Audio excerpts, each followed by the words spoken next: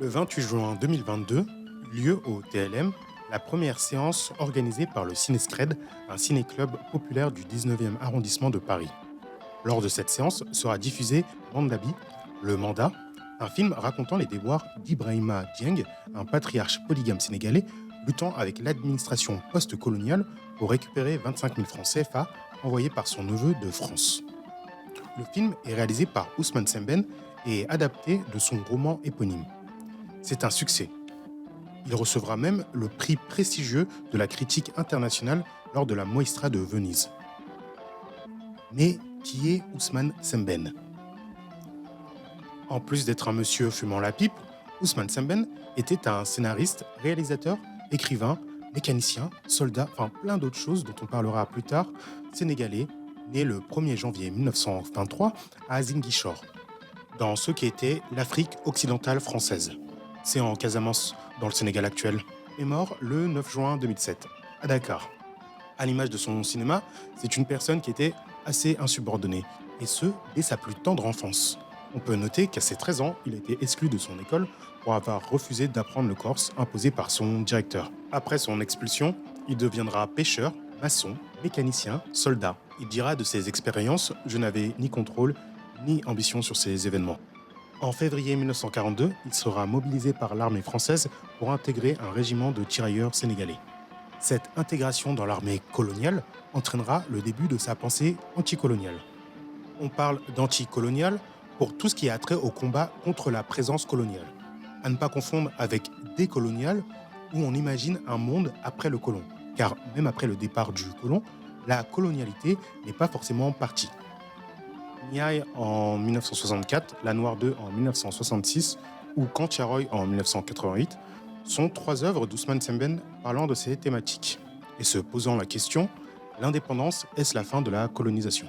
En 1946, à la fin de la guerre, il arrive clandestinement à Marseille et devient docker au port de Marseille. Il sera adhérent à la CGT pendant 10 ans et au PCF. Via les rencontres et discussions dans ces groupes, se développent chez lui des nouvelles convictions marxistes. Il en profite pour s'adonner à la lecture avec les publications des bibliothèques de la CGT. Tout naturellement, il décide donc de se tourner vers l'écriture pour exprimer ses idées. En 1956, c'est l'arrivée d'Ousmane Sembène dans les mondes de la narration, avec la publication de son premier roman, Le Docker Noir, suivi en 1957 D'Au pays mon beau peuple et en 1960 Les bouts de bois de Dieu. Cette même année, c'est l'indépendance du Sénégal. Ainsi vient le point de départ de voyages en Afrique francophone nouvellement indépendant pour Sembène. Lors de ces voyages, il comprendra que malgré ses succès littéraires, son travail n'a pas l'impact qu'il souhaiterait avoir sur le continent. L'une des raisons, c'est un fort taux d'illettrisme. Il décide donc de se tourner vers un art qui est plus populaire et dont la portée est différente, qui est le cinéma. En 1961, il entre à l'Institut national de la cinématographie de Moscou. Suivra en 1962 la sortie de son premier court-métrage, Borom s'arrête, Le Chartier en français, accompagné en 1964 de Niaé, l'adaptation de Blanche Genèse, et en 1966, La Noire 2, son premier long-métrage à 43 ans. Bon, je sais, j'ai sorti plein de blases de films là, mais on en parlera pendant l'épisode, ne vous inquiétez pas. 2 ans plus tard, en 1966, sortira Mandabi, le mandat. C'est le premier film diffusé par le Cinescred au TLM, un tiers-lieu du 19e arrondissement. Le film fait encore débat au Cinescred pour savoir s'il est drôle ou triste, plutôt sérieux ou désinvolte. Cependant, force est de constater qu'il est considéré comme une masterclass pour tous les membres. Il navigue entre les genres de manière floue pour délivrer des messages clairs. Il nous fait observer le nouveau monde d'un jeune Sénégal entre absurdité et cruauté des structures. C'est un tourbillon d'émotions et de réflexions qui seront les thèmes du premier épisode de Cinescred, générique.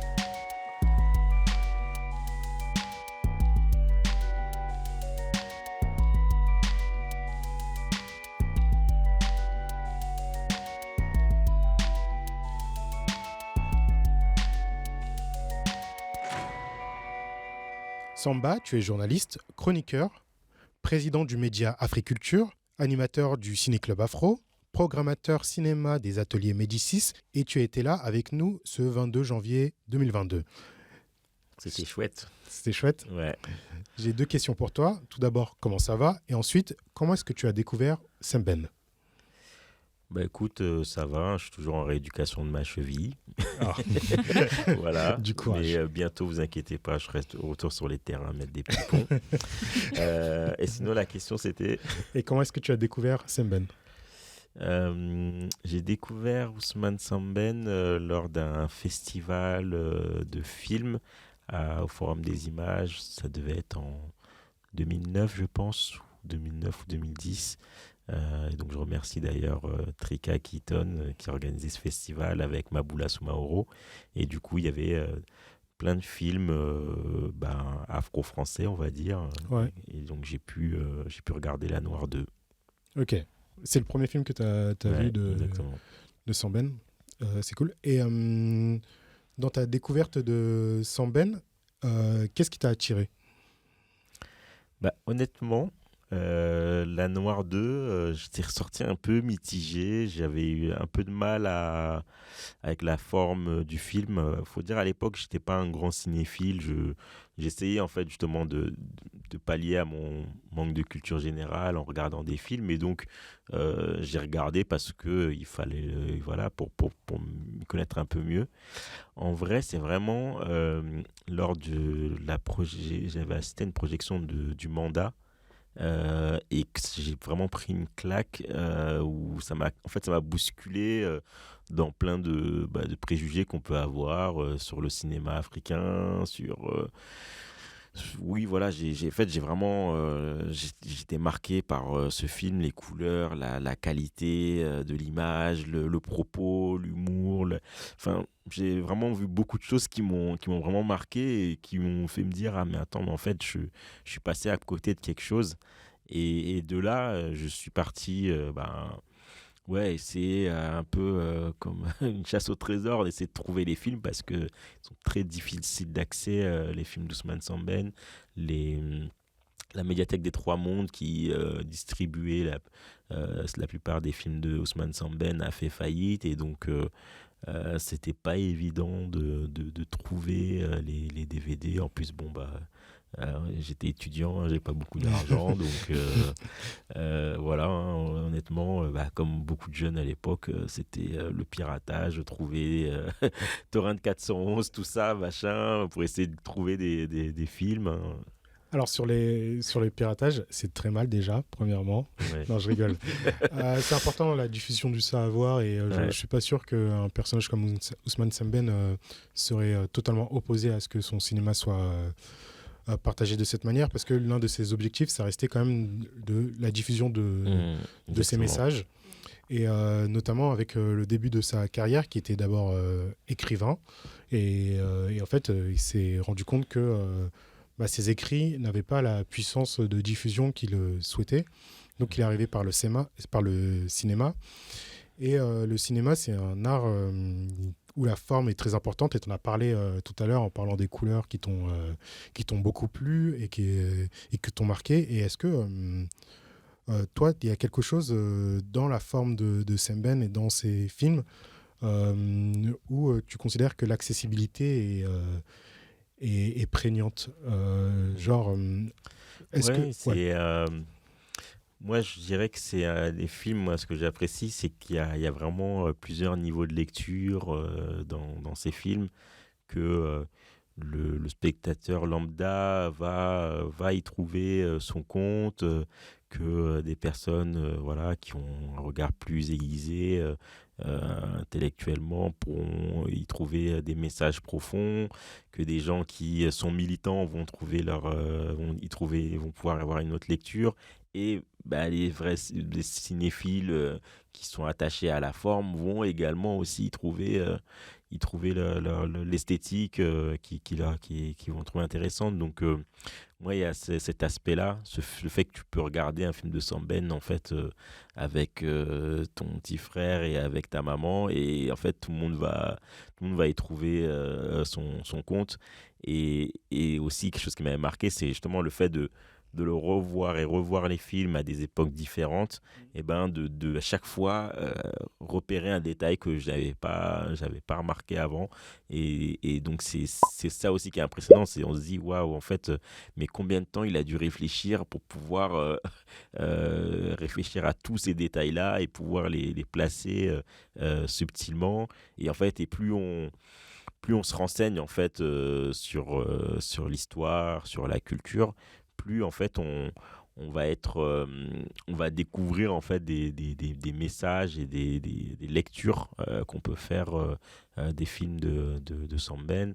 Il y a également aussi les personnages qui sont pour beaucoup des personnages de alors pas tous, hein, mais il y a toujours des personnages de la vie ordinaire, des personnages qui nous sont familiers aussi, euh, parfois des caricatures. On va voir le politicien véreux, le père de famille, on va avoir des personnages qui sont des personnages de fable, quoi, qui sont accessibles en fait du coup à beaucoup de monde. Ils sont souvent chargés chargés en images et déjà au moment où ils apparaissent les personnages à l'écran. Ok. Alors sur l'accessibilité, si ça vous intéresse, il y a des films qui sont disponibles sur YouTube et qui ont été remasterisés. Et Mhm. d'ailleurs, ils n'ont pas été remasterisés par des personnes francophones ou françaises. Moi, j'ai vu des remasterisations par des personnes lusophones parce que le sous-titrage, il est en portugais. Et d'ailleurs, c'est assez intéressant à observer ça, que Senben, il est adulé par énormément de personnes ici en France ou sur les différents espaces du continent, mais il n'est pas forcément célébré de la même manière ou à sa hauteur partout où il a vécu. Et ça me permet de pouvoir reparler de... Tout à l'heure, j'avais parlé de Saint-Louis Mhm. du Sénégal, et j'avais dit qu'on allait en reparler plus tard. Est-ce que tu peux me parler de Saint-Louis du Sénégal et de son rapport avec Semben? Alors, je peux te parler de Saint-Louis du Et Sénégal, de, son donc, rapport avec Samben un peu moins peut-être, parce qu'il mais s'était passé quelque chose. C'est pas là-bas qu'il y a eu le. Parce que. Alors, Semben, il était né en 1923, et il est mhm. donc. On a fêté les 100 ans de sa naissance cette année. Et au Ah oui, Sénégal. il y a eu le Ah. colloque, il y a un colloque dernièrement. Oui, non, mais je pensais qu'il s'était passé un truc dans sa vie.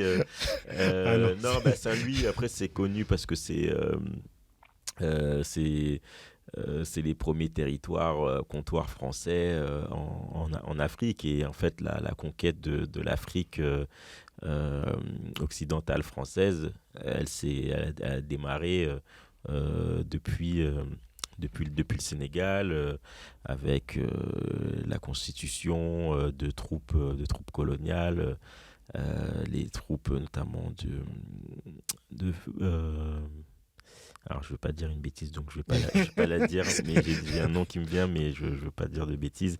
Mais oui, qu'en fait, c'est là que est apparu le corps des tirailleurs sénégalais qui allaient à la conquête de l'Afrique. Il y a eu cette volonté de rallier l'ouest de l'Afrique à l'est de l'Afrique, et que ce soit une bande qui soit qui soit complètement contrôlée par la France, en opposition aux Britanniques qui, eux, voulaient rallier le nord et le sud de l'Afrique. Et donc, dans ces expéditions coloniales, il y a eu pas mal de massacres, de razzias, et c'est comme ça que la colonisation s'est faite. Et aujourd'hui, Saint-Louis, ça reste encore un lieu qui est chargé de mémoire, de la mémoire française, hein. Il y a des rues, des statues qui portent des noms de généraux français, de personnalités françaises. Et c'est en fait ces espaces qui sont un peu paradoxaux où en fait, on est à la fois un pays indépendant comme le Sénégal, et en même temps, on a presque une célébration du colonial, quoi, de l'époque Mm. coloniale. C'est pour ça qu'on peut dire qu'on est encore dans une période post-coloniale, parce Mm. que Au Ah, encore final, un c'est mot ça. compliqué. Qu'est-ce que c'est post-colonial, s'il te plaît? Parce que post-colonial, généralement, on prend ça comme une démarche idéologique, comme peut l'être le décolonialisme ou l'anticolonialisme.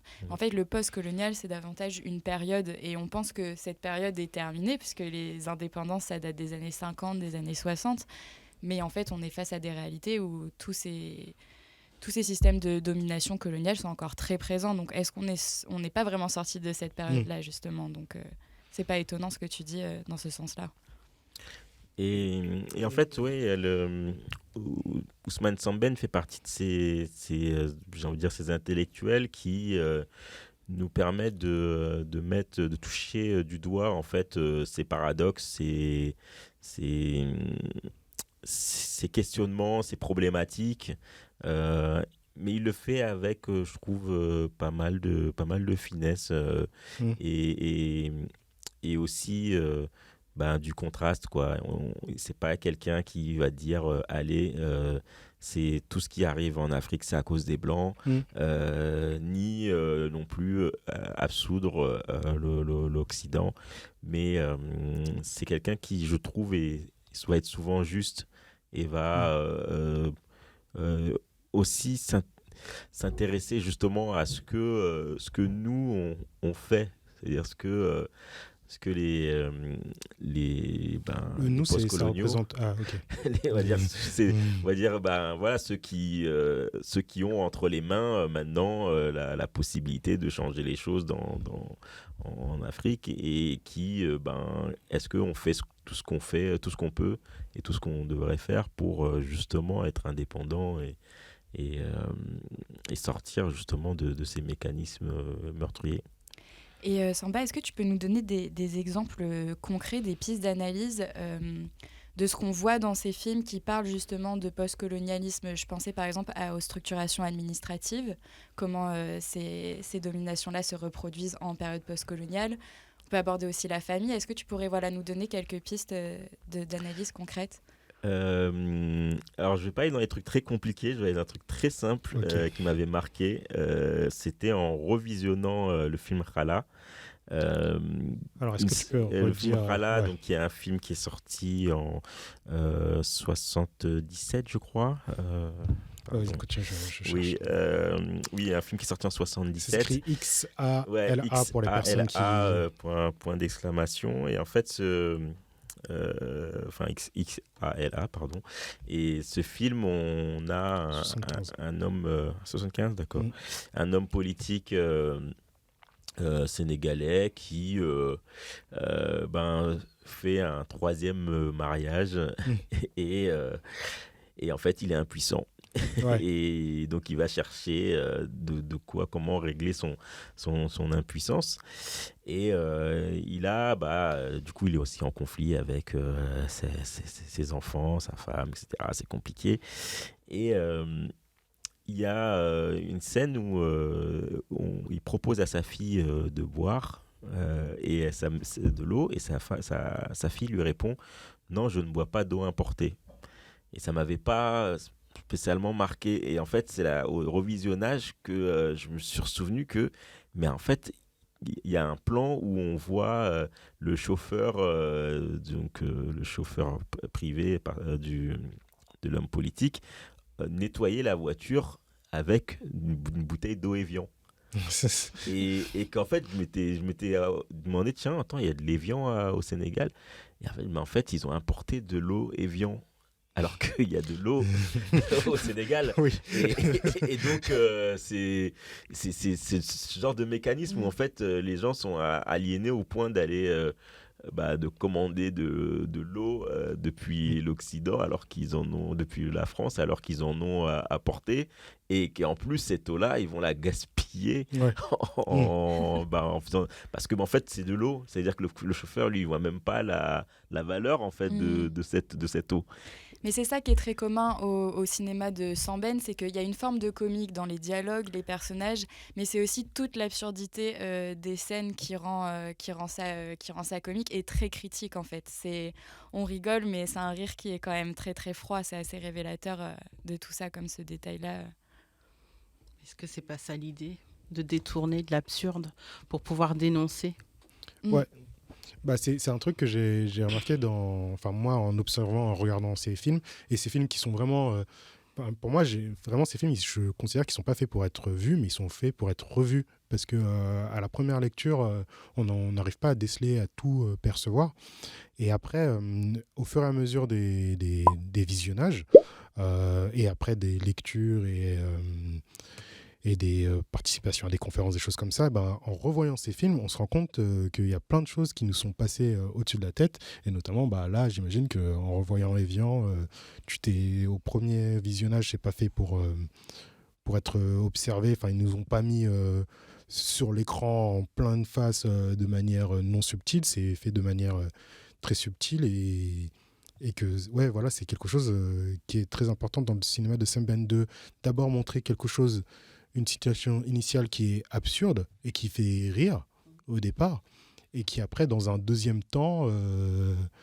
on se rend compte que cette chose qui est absurde et qui est inoffensive, finalement, dans les faits, elle a un peu plus de gravité. On n'a pas des mouvements de caméra grandioses, mais pourtant, dans cette espèce de réalisme, on y introduit une absurdité, une symbolique, du coup, qui vient complètement détonner. Et donc, c'est là que le propos critique est d'autant plus renforcé, quoi. Et du coup, moi, je me suis posé la question au début dans l'introduction. Sam Ben, c'est plutôt drôle ou c'est plutôt triste ?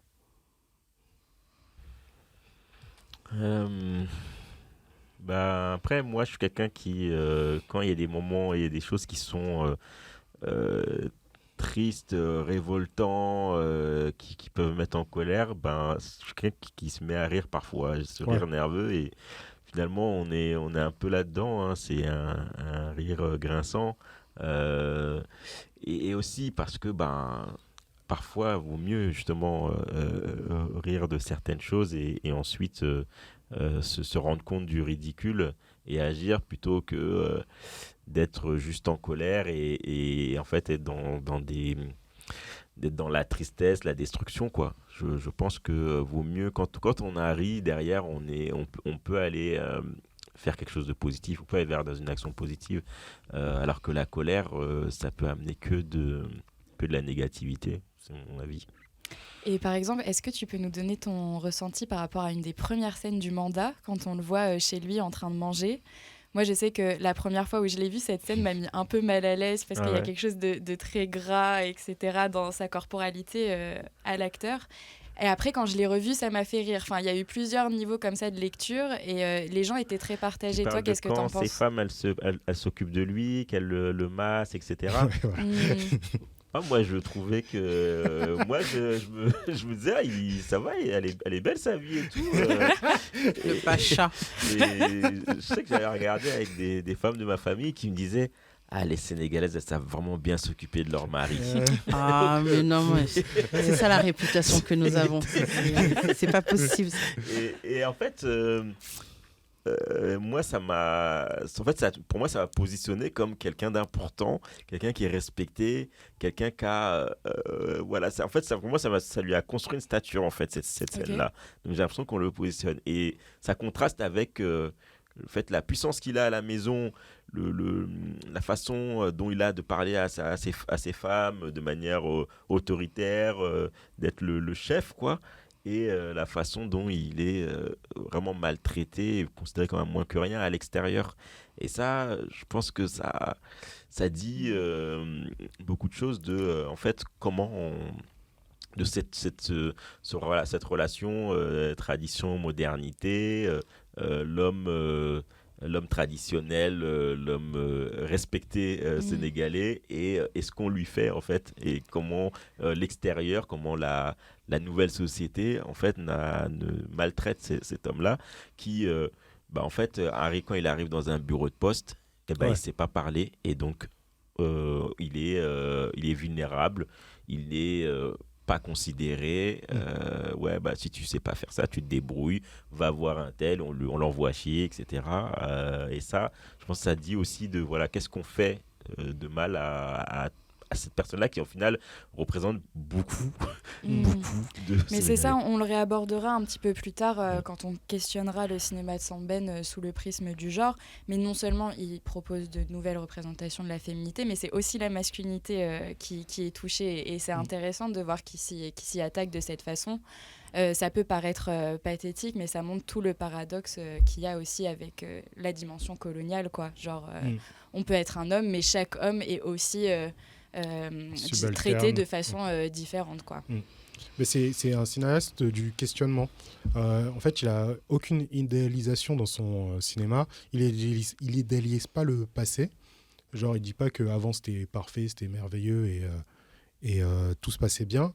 Et la modernité, elle n'est pas non plus idéalisée, quoi. Il dit pas que ces changements, le passé n'était pas bon, mais du coup, les changements qui arrivent sont forcément très bien, quoi. Il questionne.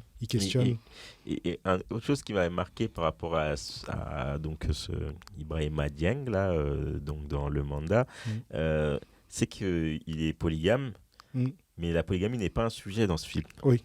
C'est pas questionné, il y a pas de... C'est un élément qui est là, et les deux femmes en question ne sont pas dans une rivalité, elles sont même dans elles sont dans la même galère en fait, et elles se soutiennent et elles soutiennent leur mari, dont elles sont conscientes des faiblesses aussi qu'il a. Elles essaient de le protéger. Et elles savent que c'est aussi un pilier important pour la famille. Et alors que dans d'autres films, ça peut être un questionnement, là, cette question de polygamie. Mais c'est intéressant qu'en fait, il est pas choisi là en fait d'en faire quelque chose, un sujet de débat. Et c'est parce qu'il n'est pas contre fondamentalement. Et puis il se centre pas sur un regard occidental où la C'est ce que polygamie. j'allais dire. Exactement. Ouais. Excuse-moi de te couper, c'est exactement ce que j'allais dire. Parce que tout dépend de sous quel angle on le voit. Alors, Le Mandat, c'est drôle, parce que je ne savais pas jusqu'à ce que tu me contactes qu'il avait été en film. Moi, je l'ai lu. Je l'ai lu, c'est mon oncle plus jeune qui me l'a offert. Donc, je suis originaire du Sénégal. Et pour pouvoir, quand il voyait un petit peu, quand je faisais mes devoirs et les lectures que je pouvais avoir par mes professeurs, il m'a dit, bon, je vais enrichir un petit peu tes lectures. Et c'est un des premiers livres que j'ai lu. Et du coup, là, de vous entendre discuter de ça me revient. J'ai des images qui me reviennent dans mon imaginaire. Et du coup, c'est drôle d'entendre ce que vous dites.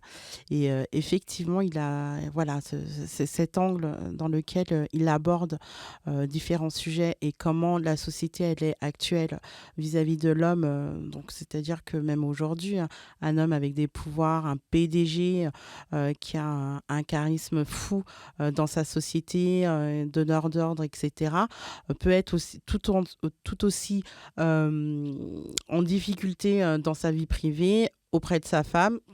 Allez, admettons qu'il a aussi une maîtresse, on va tomber dans les clichés, être complètement...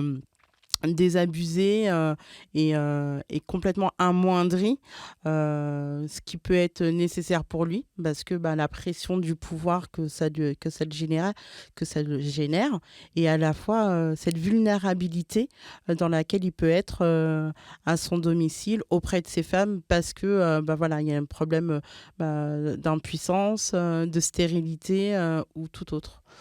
Donc je trouve que le parallèle est très intéressant et pas être forcément toujours focus sur le continent africain. Là, c'est le Sénégal et c'est le sujet.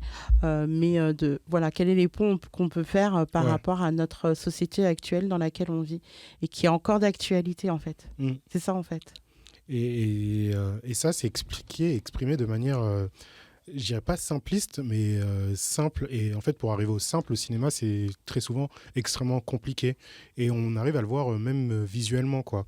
Avec la manière dont sont habillées les personnes qui s'occupent là, je parle du Mandat encore, qui sont habillées de manière très occidentale. C'est les personnes qui gèrent et qui portent des costumes 3 pièces et avec des cravates, alors qu'il doit faire 45 degrés. Mais ça, c'est un truc que j'ai même jusqu'à maintenant, je comprends pas. Ouais. Genre, Avec sa valise, il me semble qu'il n'avait pas une mallette, une valise. Oui, il y a- c'est il y a- ça. il y C'est a- ça. il y a Même la ça. décoration de son appartement, vraiment, Ouais. il a complètement assimilé Mm. une forme de culture occidentale. Ouais. C'est en fait son élévation, elle se fait avec enfin plus il a de l'occidentalité, je sais pas si ce terme existe, Mhm. et plus il a réussi, plus il est élevé en fait. Mhm. Et en fait, c'est un questionnement de si on est décolonisé, normalement, on ne doit pas aspirer à Mhm. ressembler au maximum à ça. Et ça, Et on se rend bien compte, malgré cette ascension sociale, que les valeurs morales ne sont pas meilleures, parce qu'on met souvent aussi le truc de vouloir élever une société colonisée aussi sur des valeurs morales, et on se rend compte que c'est tout l'inverse. Les plus colonisés sont les plus horribles dans leurs actions, quoi. Donc, on parlait des structures et Semben, il observe les structures et à chaque fois, il décortique. Et il y a plein de structures qui existent en Afrique et avec la vision d'un Africain qui a grandi sur le continent. Parce que ça aussi, c'est un truc, on n'en a pas parlé, mais Semben, il est présenté comme le père du cinéma africain. Parce que, alors, il y a des films qui ont déjà été tournés en Afrique sur le continent avant qu'il arrive, mais en fait, il a vraiment créé une grammaire qui est maintenant utilisée et réutilisée par des cinéastes du continent. C'est ça, on parle de modernisme africain. En fait, on date le début du cinéma africain à cette période. Et en fait, cette période, elle correspond aux périodes d'indépendance. Parce qu'avant, le cinéma qu'on connaît tourné en Afrique, c'est un cinéma colonisateur, souvent anthropologique. Et donc vraiment, cette période, modernisme africain, on pourrait penser que c'est un renouveau, mais en fait, ça désigne vraiment le début du cinéma africain fait par des Africains. Et donc, notamment, Semben, il est considéré comme le père du cinéma parce que ça a été un des premiers aussi à créer une école de cinéma au Sénégal. Oui, ça c'est très important. Et par parler de la transmission de comment est-ce que dans son pays natal, son cinéma est transmis. Et bon, ça, on n'aura peut-être pas le temps, je ne sais pas si on aura le temps d'en parler, mais comment est-ce que le cinéma de Semben est transmis dans son pays et par quel biais son legacy en français. Je déteste quand je fais des trucs comme ça. Héritage. Son héritage. Je déteste quand je fais des trucs comme ça. Désolé. Son héritage est perpétué sur place. Alors, rien à voir. Cheikh Anta Diop est aussi né en 1923.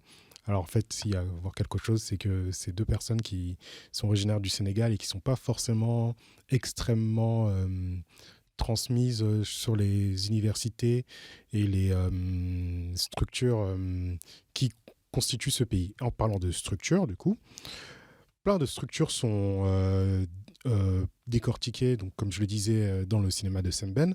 Donc, on avait par exemple la nouvelle bourgeoisie dans Chala, qui est présentée, la nouvelle bourgeoisie africaine. Il y avait les colons et l'organisation coloniale qui a été présentée dans Kantiaroy. Il y a la domination blanche qui est présentée dans Noir 2. Et il y a aussi la religion qui est aussi décortiquée dans Cédo. Et dans Galois. Oui, ouais. Est-ce que tu vas en parler de ça? Cédo, c'est un de mes films préférés, si ce n'est mon film préféré, donc je suis content qu'on puisse en parler. Est-ce que tu peux parler du synopsis? En fait, Cédo, c'est l'histoire d'un village ou royaume, hein, ça dépend de ce qu'on veut prendre comme vocabulaire, mais où en fait le roi s'est récemment converti à l'islam et il est sous influence d'un imam qui lui fait prendre des lois et des mesures assez restrictives pour les Tchédos, qui sont en fait un groupe d'animistes plutôt guerriers et qui, eux, veulent pas se convertir à l'islam et sont victimes de persécutions. Et ces Tchédos décident d'enlever la princesse et de dire, en fait, voilà, on l'enlève tant que vous arrêtez pas les persécutions. Et donc, ça va occasionner des affrontements et et ce qui est intéressant dans ce film, où du coup, beaucoup de gens ont retenu le fait que, il y a l'islam qui vient imposer de nouvelles règles, vient tuer des gens. Donc ça, évidemment, ça existe et c'est présent. Mais il y a aussi la présence plus discrète de la religion chrétienne à travers un missionnaire qui est présent et qui convertit doucement, tranquillement des habitants. Mais aussi, il y a la présence d'un armurier, enfin en tout cas d'un commerçant occidental qui vend des armes et des tissus en échange d'esclaves. Et en fait, il va profiter de ce conflit car en fait, les deux camps vont vouloir faire la course à l'armement et pour faire cette course à l'armement, c'est les esclaves qui sont la monnaie d'échange. Et donc, en essayant de régler leur conflit à eux, ils vont entretenir ce commerce-là. Et je trouvais que c'était une manière assez subtile et intelligente d'expliquer comment en fait l'esclavage a pu aussi se développer de manière industrielle en Afrique et comment les rapports de force ont pu évoluer. Et sur la question religieuse, oui, c'était assez chaud, quoi, et que en fait le président Senghor a censuré le film soi-disant par rapport à l'orthographe du titre du film. Comment on écrit Shedo, voilà, ils ont mis Shedo avec CE2D. Ah, c'était ça la raison de la censure raison de officielle. censure, c'est que Shedo s'écrit avec un seul D. D'accord. Il a fait l'Académie française. Donc voilà, c'est important. Mais évidemment, la vraie raison, c'était la crainte d'évoyer des conflits avec les confréries au Sénégal, les leaders religieux ont beaucoup de pouvoir. Puis ensuite, il y a Guelwaar, où l'histoire, c'est qu'il y a un leader chrétien qui est assassiné et qu'on a enterré dans le cimetière musulman. Et donc, les chrétiens veulent récupérer son corps pour l'inhumer dans le cimetière chrétien. Et les musulmans disent, vous n'allez certainement pas déterrer quelqu'un de notre cimetière. Et il y a un conflit et au-delà, ce conflit est réglé en partie grâce aux leaders religieux. Ce qui est intéressant, c'est de dire, en fait, les gens peuvent se battre entre eux sur des querelles, etc. Et en fait, les leaders, eux, ont la capacité de pouvoir aussi régler les choses de manière intelligente. Et ce qui est à retenir aussi de Guelwaar, c'est que il y a la question de l'aide humanitaire, de la pauvreté, de la dignité dedans, parce que le personnage de Pierre-Henri Guelwaar, donc qui est assassiné, tient un discours contre l'aide humanitaire, l'aide à l'Afrique, qui est un des discours les plus importants, je pense, de l'histoire du cinéma. Vraiment, il faut aller le visionner, vous pouvez le trouver sur YouTube. Un discours sur le fait que, en fait, le fait de mendier, de quémander, nous rend en fait esclaves, nous rend dépendants de l'Occident et il vaut mieux être même quitte à se prostituer, d'être digne que d'obtenir. Il ne faut pas envisager en fait de mendier de l'argent. Et ça, c'est l'argent de la nourriture. Et ça, c'est quand même un moment important, je pense, une scène importante de la filmographie de Samben. Et donc, à la fois, il y a la thématique de la religion, mais c'est aussi une manière de pouvoir parler d'autres sujets qui sont parfois tout aussi importants ou plus lourds. Et puis, on l'a beaucoup critiqué par rapport, en disant qu'il était anti-religion. Mais en fait, la religion, c'est aussi une forme d'outil de domination qui critique, parce que dans tout son cinéma, en fait, son cinéma est composé de rapports de domination. C'est pour ça qu'on a tenu à parler de son engagement marxiste au début, parce qu'en fait, sa pensée est profondément ancrée par toutes ces logiques de domination. Donc en fait, on n'a pas vraiment de critique de la religion, de la croyance, de la foi en elle-même. C'est surtout tout ce toute la manière dont ça influe sur les sociétés comme outil de domination. Et lui, se présenter lui-même, enfin, il assumait le fait d'être mécréant, entre guillemets, et que la figure du Tchedo, pour lui, c'est quelque chose à laquelle il se refuse s'affairer. Et bah, sa demeure, d'ailleurs, s'appelait Galle Tchedo. C'est une manière de revendiquer sa mécréance, d'une certaine manière. L'une de ces structures est le patriarcat. On va en parler avec toi, Lisa. Oui, parce que je suis une femme et je suis à même de parler de patriarcat. Du coup, moi, je voulais revenir, pas en parlant de Ousmane Sembène comme un féministe, mais plus comme quelqu'un qui a quand même contribué qui s'est intégré dans les luttes contre les violences sexistes et sexuelles. Et donc là, je vais vous proposer plusieurs pistes d'analyse sous la grille du genre et du féminisme. Donc moi, je voulais commencer par parler de La Noire 2, qui date de 1966, et c'est le premier long métrage d'Ousmane Sembène. La Noire 2, c'est l'histoire d'une jeune femme qui vit à Dakar au lendemain de l'indépendance du Sénégal. Et donc, elle rencontre un couple de Français qui lui proposent donc de venir travailler chez eux à Antibes.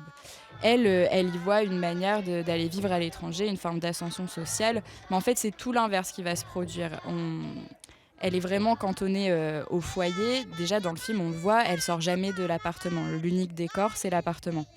On a une forte déshumanisation, donc par cette servitude auprès de la famille. Aussi, quelque chose d'important, c'est un corps noir fétichisé. Il y a d'ailleurs une scène où il y a un repas entre deux couples de blancs. Et donc, elle est rendue comme le produit un peu exotique. Et c'est là le problème, c'est qu'elle est complètement fétichisée.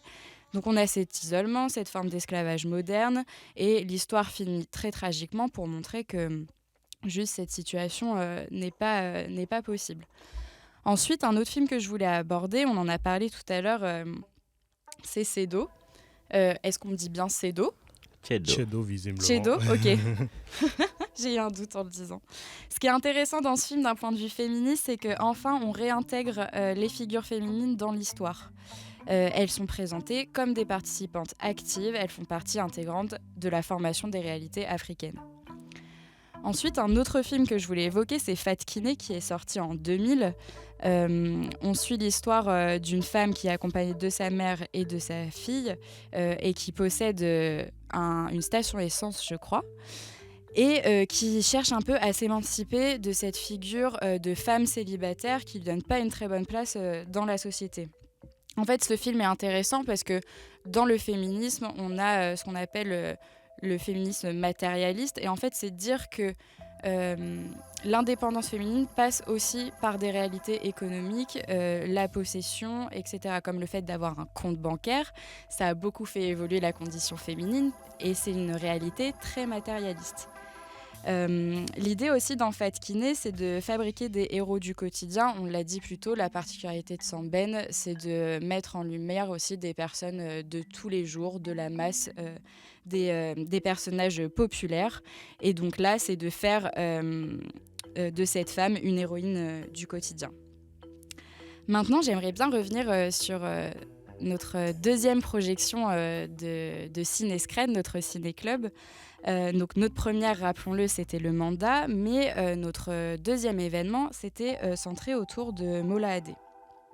Pourquoi on a montré ce film ? Parce qu'on a été contacté par Roukiatou Sissoko, qui est la présidente de Femmes Entraide Autonomie, qui est une association donc, qui lutte contre notamment l'excision ou les mariages forcés et précoces. Et en fait, c'est à sa demande qu'on a montré le film.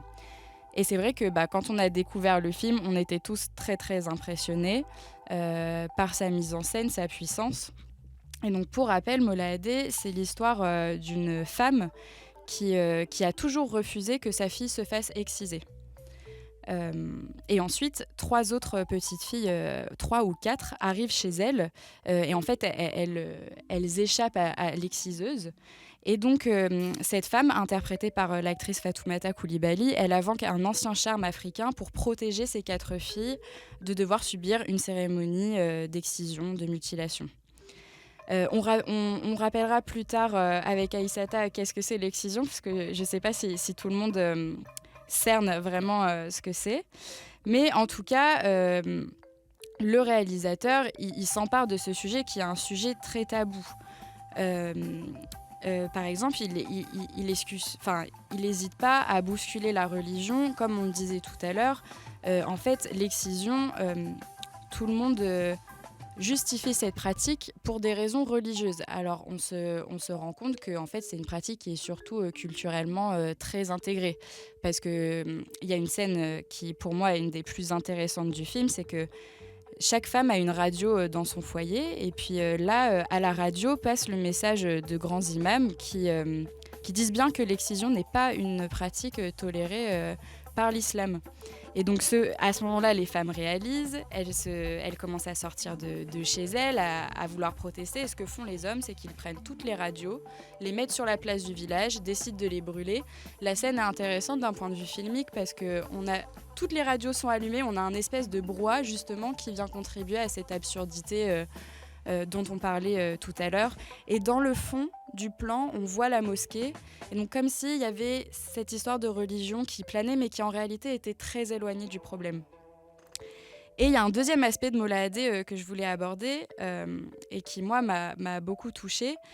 C'est que très souvent, le cinéma qui vient du continent africain, on le cantonne à justement son essence de cinéma africain et on le met dans une sorte de case et donc certaines personnes peuvent se dire genre c'est un truc très spécifique donc ça je vais pas m'y intéresser. On a ce phénomène aussi dans le cinéma des femmes, ça s'appelle le male glance et donc c'est l'idée de se dire que le cinéma des femmes n'est pas une norme, c'est un cinéma très spécifique et du coup moi je peux me dire que je ne souhaite pas m'y intéresser. Et en réalité, même dans le cinéma de Sambène, il y a des messages très très universels et très très importants. Et je pense notamment à une des dernières scènes de Mollaadé, où toutes les femmes chantent ensemble, s'associent, et donc ce qu'on voit à l'image, c'est la sororité. Et la sororité, c'est un message universel qui concerne toutes les femmes et les hommes du monde. Donc pour moi, ce film me touche à chaque fois pour cette scène-là. Et donc voilà, je vais arrêter là-dessus pour Mollaadé. Je vais juste revenir sur l'événement en fait avec notre projection de Mollaadé puis notre débat. On a aussi eu la chance de pouvoir interviewer Fatoumata Coulibaly. Et en fait, à travers cette interview, on a pu se rendre compte du rayonnement international qu'a pu avoir Mollaadé. Suite au film, il a été projeté dans beaucoup de pays, sur des places publiques, énormément de ciné-clubs, alors que le ciné-club, on pourrait penser que c'est une pratique plus occidentale. Elle est très française, cette pratique, en réalité. Mais en fait, spontanément, il y a eu des séances de ciné-club organisées dans plusieurs pays d'Afrique. Et aussi, Fatoumata Coulibaly, elle a été amenée à voyager partout dans le monde pour aller parler du film et de l'excision. C'était le cas notamment au Venezuela et à Chicago, où elle a donné plusieurs conférences devant des étudiants, justement pour sensibiliser à l'excision, aux mutilations et à la condition féminine. Et donc tout ça, je le redis, ce film a eu au final une forme de rayonnement international et dans son utilisation de sensibilisation, etc. Et donc là, on a beaucoup parlé d'excision et j'aimerais laisser Aïssata vous en parler plus largement. Parce que Aïssata, c'est la présidente de la Fédération nationale du GAMS. Le GAMS, c'est un groupe pour l'abolition des mutilations sexuelles, des mariages forcés et autres pratiques traditionnelles néfastes à la santé des femmes et des enfants. Alors déjà, je voulais te poser une question, Aïssata. Qu'est-ce qui t'a donné envie de venir au Scredcast aujourd'hui ? Le projet, lorsque tu nous as contactés et à la lecture de ton mail, j'ai trouvé ça pas forcément innovant, parce que je connaissais, mais assez déroutant que ça existe encore, ce format-là, en fait. Et aborder ce sujet ô combien sensible, mais nécessaire, dans ce cadre-là, sous cet angle-là, j'ai trouvé ça très intéressant. Ça peut changer, en tout cas, ça change des lieux d'intervention que je peux avoir. Donc voilà, c'est pour ça que je suis là, pardon.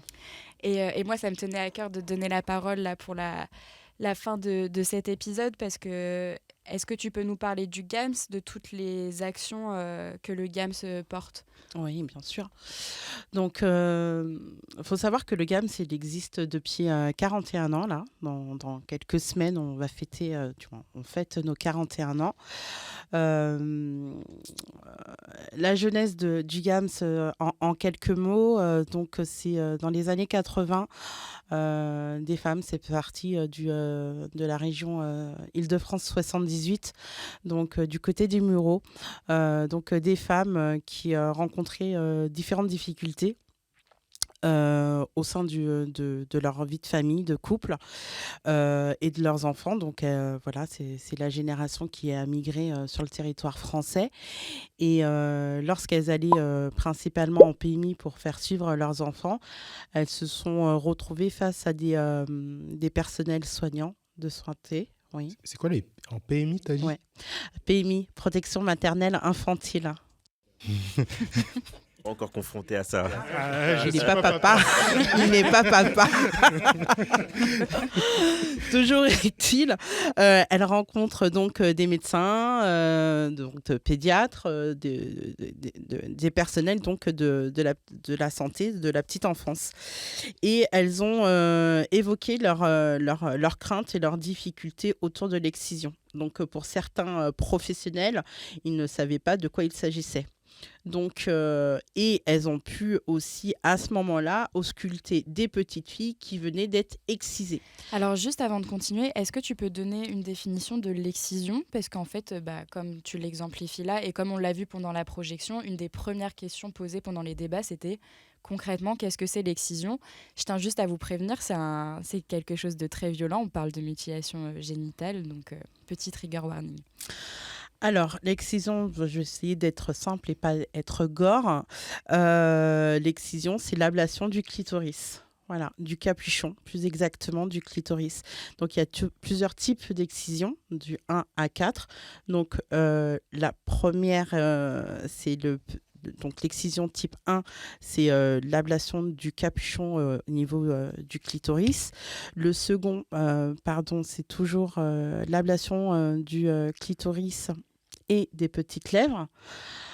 Puis le type 3, ablation, clitoris, petites lèvres et grandes lèvres, et l'infibulation, donc le type 4, qui est la pire des pires, j'ai envie de vous dire. Donc c'est tout ça, capuchon, clitoris, on coupe tout et on recoupe tout. Et on laisse apparaître l'orifice afin que cette jeune enfant, cette jeune fille, puisse uriner et avoir ses règles. Donc voilà de quoi on parle quand on parle d'excision, quand on parle de mutilation sexuelle féminine ou génitale, c'est de ça dont on parle. Donc on parle de l'intimité la plus profonde de la femme. Et pour ces jeunes filles, pour un grand nombre de ces jeunes filles, elles le découvrent, hein. Elles ne le savent pas forcément parce que c'est souvent fait quand elles sont toutes jeunes, donc nourrissons, c'est ce que je vous disais tout à l'heure. Ouais. Ça peut se faire dès le 7e jour de l'enfant. Et ça va jusqu'à la plus âgée que nous aurions eu à un retour devait avoir 18-19 ans. Et voilà, je plante le décor. Ça va, messieurs? Et donc, pourquoi le GAMS existe en France? Eh ben, c'est ça, c'est ce que je disais tout à l'heure, c'est que elles se sont soulevées, c'est-à-dire qu'elles voulaient protéger, elles veulent protéger leur petite fille, hein. En tout cas à l'époque, il y a plus de 40 ans, et elles, plus que leur progéniture, elles voulaient protéger toutes les petites filles, prévenir des risques, parce qu'il y avait beaucoup d'informations, des fausses informations, en l'occurrence. Tout à l'heure, tu faisais le parallèle par rapport à la religion, et particulièrement la religion musulmane. En aucun cas, c'est lié à la religion musulmane. Des animistes pratiquent l'excision. Des personnes d'autres confessions, type chrétienne, évangéliste, catholique, font aussi Donc, on fait pratiquer l'excision sur leurs petites Ouais, filles. c'est un phénomène qui est pré-islamique, donc c'est Ah oui. totalement. Oui, oui, oui. Et puis on peut voir des formes de ce phénomène vraiment très contemporain. On pense notamment au point du mari après les accouchements. On vient quand même recoudre une partie pour que le vagin soit plus serré et que les rapports sexuels soient toujours aussi plaisants pour le mari. Donc c'est une forme de mutilation plus contemporaine aussi et très occidentale. Faut savoir, parce que c'est beaucoup aussi dans l'imaginaire, pour remettre un petit peu les choses à leur place. Pour les hommes qui ont pour femmes des femmes qui ont été excisées, c'est pas si plaisant que ça et c'est même très compliqué parce que pour la femme, en fonction du type et des dégâts et des circonstances dont elle a été excisée, c'est extrêmement douloureux. Donc les rapports sont douloureux. Aller uriner, c'est douloureux. Une grossesse est douloureuse. Et on parle de douleurs atroces. Pour l'homme, le conjoint, le compagnon, le petit copain, donner du plaisir, recevoir du plaisir face à une femme qui a des douleurs ou qui ne prend pas de plaisir, elle est où la satisfaction aujourd'hui, hein? Je parle bien de la population aujourd'hui, modernité aujourd'hui, qu'elle soit ici ou ailleurs. Donc, aucune des parties est content et satisfait. De plus en plus d'hommes sont présents sur des moments où nous agissons, faisons de la prévention ou de la formation et s'indignent sur ces pratiques. Eux-mêmes ne la réclament pas. On est sur malheureusement des transmissions. Hein. On est dans des transmissions de savoir. Il y a plein de choses, hein, des pratiques, alors pas que africaines, mais là, on parle d'un sujet bien spécifique vis-à-vis de l'Afrique et sous l'angle d'Ousmane Sembène, donc du Sénégal.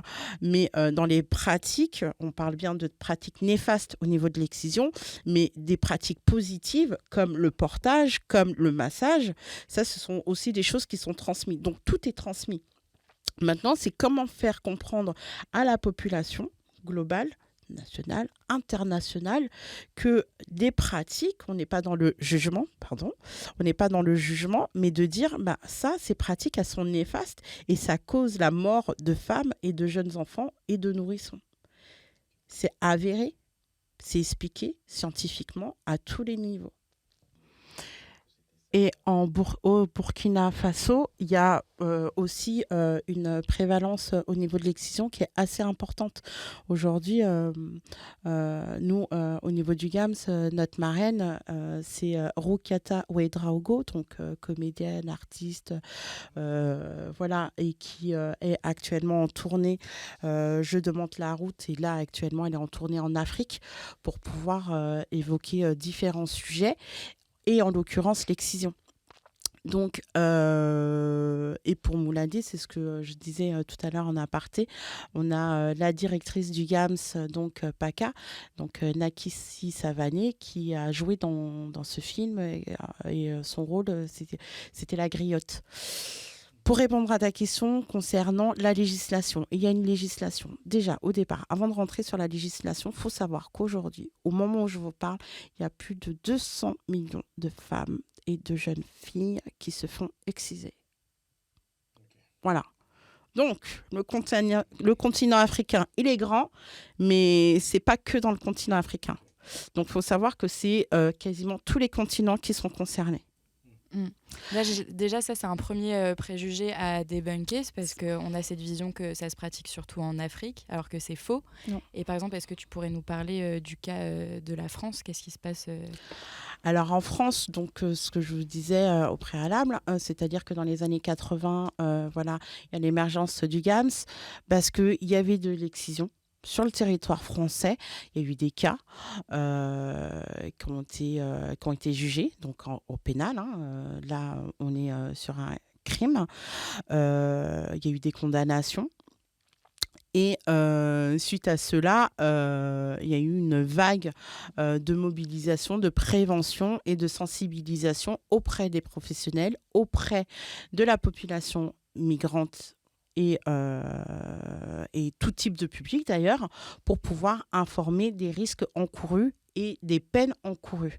Parce que ce qui se passe, c'est que donc il y a des lois ici en France, mais il y a aussi des lois aussi, là, comme on parle du continent africain, il y a des lois, c'est interdit. Mais alors souvent, les gens m'interpellent en me disant, mais il y a des lois, c'est interdit, je comprends pas pourquoi ça existe encore. Je vais vous donner un exemple bateau. En France, on a aussi des lois, il y a des choses qui sont interdites et pour autant, il y a des gens qui le font. Donc, je vais vous donner un exemple hyper trash. Je suis désolée, la pédocriminalité, c'est interdit, il y a des lois et pour autant, ça existe. Donc, mais voilà, quand on parle de sujets un peu plus particuliers ou qui touchent le noir, l'Afrique, etc., on pourrait laisser entendre que, il n'y a pas de loi, ils ne respectent pas, etc. Non, non, non, non, non. Ça, c'est propre à l'être humain. C'est des lois, il y en a. Elles sont votées. Après, c'est toujours la même question, c'est comment on fait en sorte de les appliquer et comment les gens se saisissent des choses et dénoncent. Et dénoncent en disant, non, je refuse de faire exciser mon enfant. Il y a des lois. Le problème, et là c'est ce que tu disais par rapport aux traditions, c'est-à-dire qu'il y a une pression qui est énorme, qui est sociétale. C'est-à-dire que là, on est face à des fonctionnements familiales où les familles, la mère, la grand-mère, la tante, ou quoi que ce soit, elle part du principe de rendre cet enfant meilleur, acceptable, respectable pour son futur, pour son devenir, de pouvoir se marier et qu'elle puisse trouver un mari digne d'eux. Et pour qu'elle puisse être mariable, il faut qu'elle soit excisée parce que à une certaine époque, et malheureusement encore aujourd'hui, il y a des hommes qui vont demander certains critères. Le critère de est-ce que cette femme est de bonne famille? Si elle est de bonne famille, est-ce qu'elle est excisée ou pas?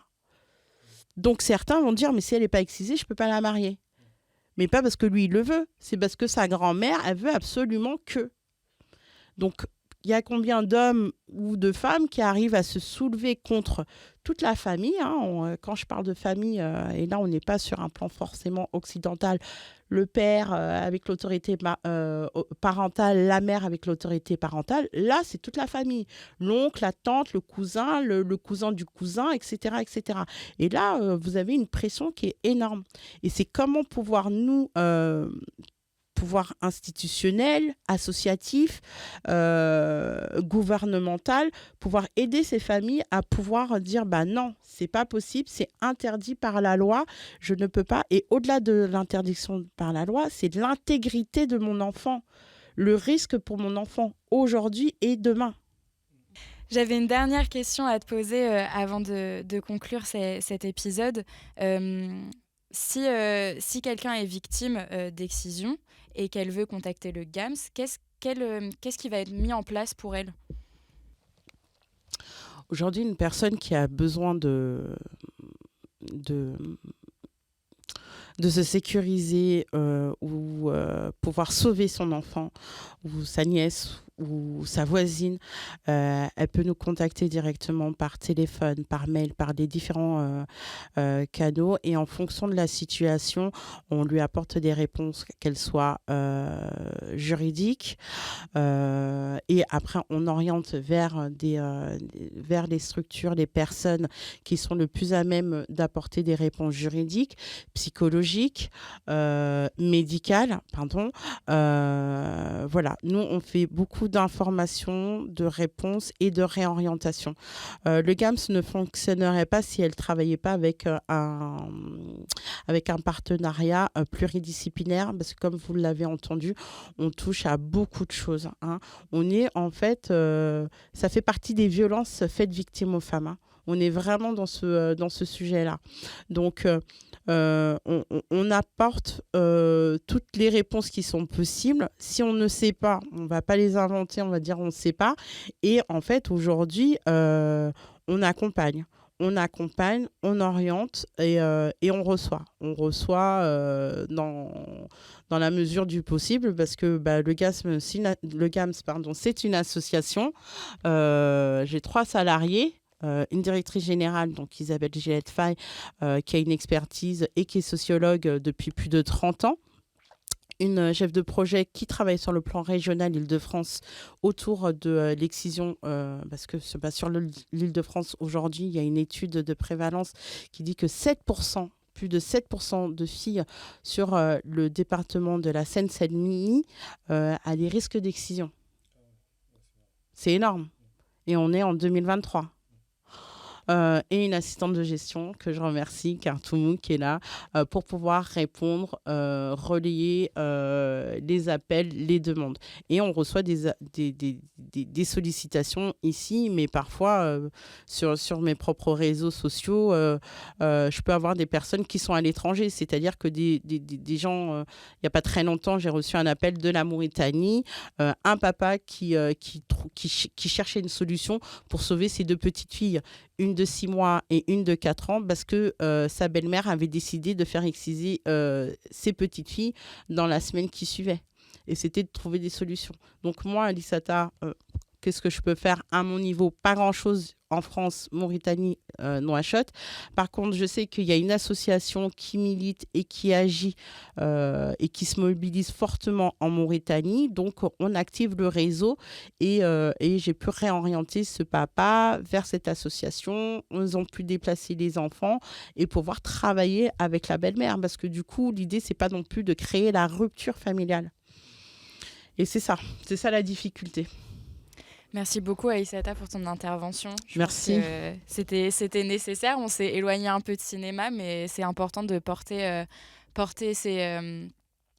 cette voix parce que l'excision, on n'en entend pas vraiment parler. Mais de toute façon, je pense que c'est l'un des objectifs que Ousmane Sembène avait avec son cinéma, c'était de pouvoir créer de la discussion, créer du partage et qu'on est amené et différent à la fin de ces films. Là, j'ai l'impression d'avoir vécu un film d'Ousmane Sembène en direct où d'abord on rigolait tous, on était tous joyeux et après on est ramené à une réalité extrêmement grave et extrêmement prenante. Alors, pour toutes les informations concernant le GAMS, on les laissera en description du podcast. Okay. Là, on va faire la dernière partie. Je vous ai demandé à tous et à toutes une petite recommandation de cinéma ou de tout ce que vous voulez. On va commencer par ma gauche. S'il est dispo. Non, il n'est pas encore prêt. À ce moment-là, Berry, tu peux peut-être parler de la recommandation qu'on avait tous les deux en commun. Oui, bon, vite fait, je vais parler d'un film qui s'appelle Sabinanga. C'est Sabinanga. Attendez. Sambizanga. Donc, c'est un film de Sarah Maldoror. Et du coup, qui parle en fait des problématiques liées à l'Angola par rapport au phénomène de prisonniers de masse. Et du coup, ça parle d'une femme qui, avec son enfant, va aller dans des prisons pour retrouver son mari qui aurait été emprisonné. Et du coup, ça parle de son aventure, etc. Et du coup, tu as certains aspects de la société.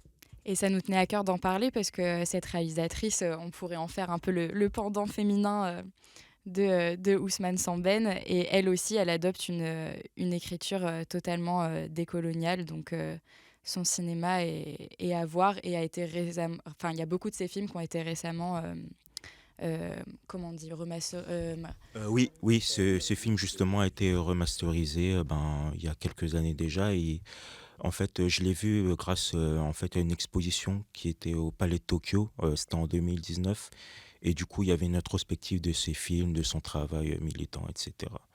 Donc allez voir ces films. Merci. Aïssata, est-ce que tu as un truc à nous proposer? Oui, 2 choses. Donc le GAMS organise chaque année, donc le 6 février, c'est la journée de lutte contre les mutilations sexuelles féminines et souvent donc on a pu projeter Mouladé et faire des débats, des conférences autour de ça. Donc rendez-vous l'année prochaine 2024, mais je reviendrai vers vous. Et puis j'en ai parlé tout à l'heure, mais je vais la remettre à l'honneur, au-delà que ce soit la marraine du GAMS, donc Rukiata Ouedraogo, qui est donc à un spectacle qui s'appelle Je demande la route. Donc là, elle est sur le continent africain. Elle a tourné en France. Je pense qu'elle va avoir 2 nouvelles dates en France. Je vous invite vivement à aller la voir sur scène. C'est juste incroyable. Et elle écrit, et elle a aussi 2 ouvrages. Un dernier là qui vient de sortir, je suis désolée, j'ai plus le livre en tête, qui est sorti là au mois de septembre. Donc Rukiata Ouedraogo. Ok, alors moi je vais donner ma recommandation avant que Samba clôture ce petit tour de table. Moi je vais vous proposer un film que tu m'as présenté, qui s'appelle Sarawina, qui est un film de Medondo. Alors Medondo, je ne sais pas si tout le monde connaît, qui est ce réalisateur d'origine mauritanienne, il me semble. Alors vous l'avez tous entendu, c'est la voix de l'âne dans Shrek, et aussi c'était le doubleur Eddie d'Eddie Murphy Morgan pendant... Freeman Oui. et d'autres. J'avais pas compris tout à l'heure quand tu m'en as parlé. Ok. Ouais. Ah oui, non, oui. C'est parce que moi, c'est comme ça que je l'ai connu en fait au départ. Je sais que Medondo, c'était une personne qui était capable d'avoir une voix et un humour incroyable, et qui avait des voix de personnages noirs qui n'étaient pas caricaturales. Ça faisait pas... et tout le monde a essayé de l'imiter, alors que je sais pas pourquoi... je trouvais que c'était pas gênant quand lui il le faisait, mais quand des personnes essayaient d'imiter, je trouvais ça à chaque fois gênant, malsain, malaisant. Et en fait, je me suis rendu compte que c'est parce que c'est quelqu'un qui a un humour qui est très fort, mais qui est aussi percé par plein de convictions panafricaines. Alors, est-ce que quelqu'un veut expliquer le panafricanisme en 30 secondes en deux? C'est l'union des Africains. Okay. Voilà, tout simplement. Panafricain. Ouais. Après, c'est ça. une idéologie aussi. Mais oui. Je veux proposer. Alors, il y a un film qui s'appelle Africa Unite de. Un livre. J'ai dit quoi? Un film. Ouais, super. Je suis fatigué. Mais on peut en faire un film. Je vais le proposer. Damzat Boukari Yabara, qui parle bien de l'histoire de ce mouvement. Mais je ne veux pas en parler plus parce que sinon on va encore se relancer sur une discussion. Un nouveau tunnel. Mais je trouvais que c'était important de parler de ce film parce que y a une vision panafricaine et qui était un point très important chez Ousmane Sembène, qui était la solidarité entre les différents peuples d'Afrique et afrodescendants, je me dépêche. Et en fait, ce film, il raconte la résistance face à la colonisation d'une reine qui s'appelle Sarawina. Donc le film, il est beau, il est très intense, et je trouvais que c'était intéressant d'en parler parce que ce film, il a pu être monté grâce à l'aide d'Ousmane Sembène, entre autres, parce que la solidarité, elle se faisait pas uniquement par les paroles, mais aussi par les gestes, parce que voilà, c'était comme ça que lui, il percevait son militantisme. Et toi, Tu peux nous redire le... Sarawina. Le nom du titre du film? Sarawina. C'est comme ça. Alors, on croirait le prénom. Sarawina. Okay. Sarawina. Ounia. Oui. Et du coup, le film, il a été tourné au Burkina Faso, alors que c'est une figure nigérienne. Ouais. Nigérienne. Le Burkina, la source. Donc, remercie aussi Thomas Sankara. Voilà. Ouais. Et toi? D'ailleurs, il y a un... Alors, il faudrait que je retrouve le nom du... Il faut qu'on prenne plus de notes à revenir, mais il y a un très beau livre d'entretien avec Medondo que vous pouvez trouver à Présence africaine, et qui raconte comment il est arrivé au cinéma, et il y a beaucoup de choses qui le rapprochent d'Ousmane Sembène, justement. Après, recommandation, ma recommandation, c'est aller au cinéma déjà, parce que en fait, c'est vraiment dur cette industrie, et quand il y a des films qui sortent, quand vous avez un film que vous avez envie de voir, allez-y, parce qu'en fait, si vous n'y allez pas, au bout de 2 semaines, il n'est plus disponible, et c'est dommage. En allant soutenir les films, on leur permet d'exister, et on permet aux autres d'avoir le temps d'aller le voir. Et cette année, on a eu pas mal de réalisateurs afro-descendants qui ont fait des films et qui malheureusement n'ont pas eu beaucoup de visiteurs. Donc maintenant, ils sont aussi disponibles en VOD. Donc allez voir Saint-Omer d'Alice Diop. allez voir Les Rascals de Jimmy Laporal Trésor, allez voir La Gravité de Cédric Ido, allez voir Le Marchand de Sable de Steve Achepo, et j'en oublie, mais voilà, allez-y, soutenez, regardez. J'oublie pas Maïmouna Doucouré avec Hawa qui est sur Prime. Voilà, Prime avec Video. Oumou Sangaré. Ouais, j'ai vu. Donc il y a plein de films, mais soyez actifs en fait. Soyez pas à attendre et tout. Renseignez-vous, allez sur africulture.com, allez sur des sites pour tenez-vous au courant des sorties. Bah, merci beaucoup. Alors, est-ce qu'on vous retrouve quelque part Est-ce qu'il y a un truc genre des réseaux sociaux sur lesquels on... Vous cherchez Samba Doucouré, je suis un des mieux référencés. Voilà. Et sinon, africulture.com. Ok. Moi, j'ai pas cette, je suis pas si référencée que ça. Et puis je ne le cherche pas pour le coup. Fédération GAMS. Voilà, on a un site internet, on est sur LinkedIn, Instagram, Twitter, TikTok, je le veux, c'est je le veux. Et je crois que j'ai tout dit. Facebook aussi, on y est aussi. Donc c'est Fédération GAMS, GAMS. Merci beaucoup de votre invitation. Merci à toi. Merci pour de cet accueil. Discours. Merci beaucoup Lisa. De rien. Merci beaucoup Berry. On se retrouve très bientôt. C'était le Scredcast numéro 1, un podcast du Ciné Scred, une émanation des couleurs des Ponts de Flandre. Je vous dis à très bientôt, des bisous et ciao. Salut les scredistes. Ciao.